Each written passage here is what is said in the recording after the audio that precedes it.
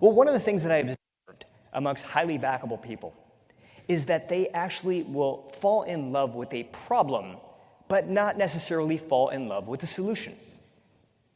So, you come up with a great idea and you're like, oh my God, I have the answer here. Let me go run to my peers, let me go run to my colleagues, let me go run to the offices that I work with, and let me lay out this solution, let me lay out this idea.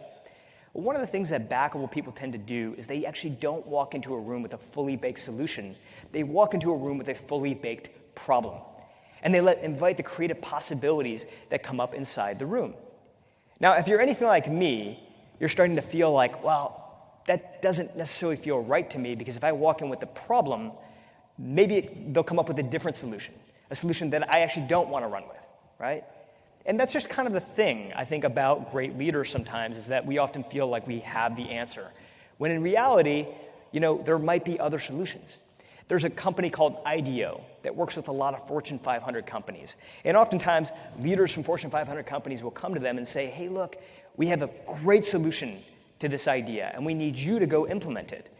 And the folks at IDEO will say to them, okay, but are we sure that that's the right solution? And oftentimes they'll say, yeah, 100%. This is the right way to go. And so they'll take them through this little activity. And it's an activity that you can do at home. It's really, really simple. And what they'll do is they'll say, okay, why don't we brainstorm some alternative solutions to the problem? It'll only take us 15 minutes to do.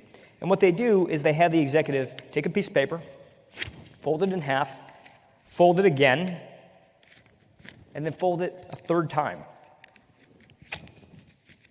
So now, when you unfold the piece of paper, you have 8 squares.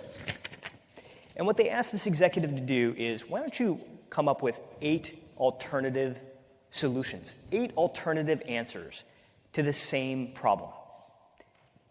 And what they almost always find is that usually in square 4 or 5 is the answer that executive ends up falling in love with. That ends up being the direction that we go in.